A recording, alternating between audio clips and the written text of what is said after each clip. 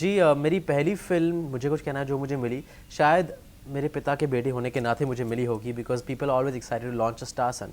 तो वो एक इनिशियल पुश मिला होगा मुझे, लेकिन उसके बाद आई डोंट थिंक मेरे स्ट्रगल में या फिर मेरी मेहनत में मेरी फैमिली की कोई भी सहायता रही है।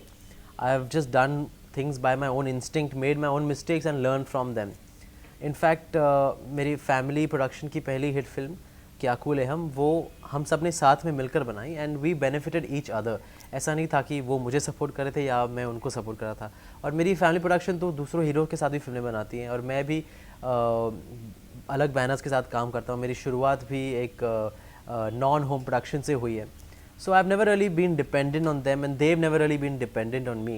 We are quite kind of mutually set apart, and I like it that way. क्योंकि I like to find uh, my own success, and I like to stand on my own feet.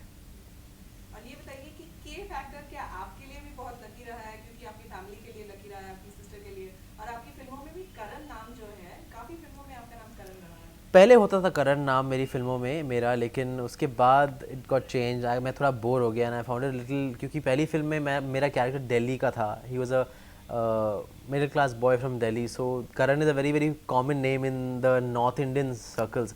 तो उसके बाद इतना नहीं रहा, लेकिन I won't say it's been lucky for me, क्योंकि so many films के से आती है और नहीं भी चलती है। मुझे कुछ कहना है तो आई मीन एम से थी।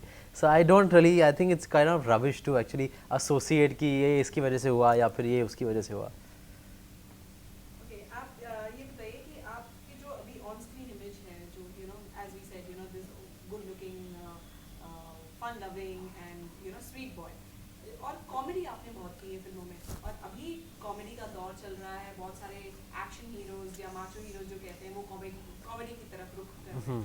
तो how how happy are you with this thing that you have already been doing comedy for quite some time? जी मुझे इस बात की खुशी होती है कि मैंने तो बिगनिंग से ही लाइट कॉलेज कैंपस और यंग फिल्में की हैं, और अब जाकर ऐसी फिल्में चलने लगी हैं।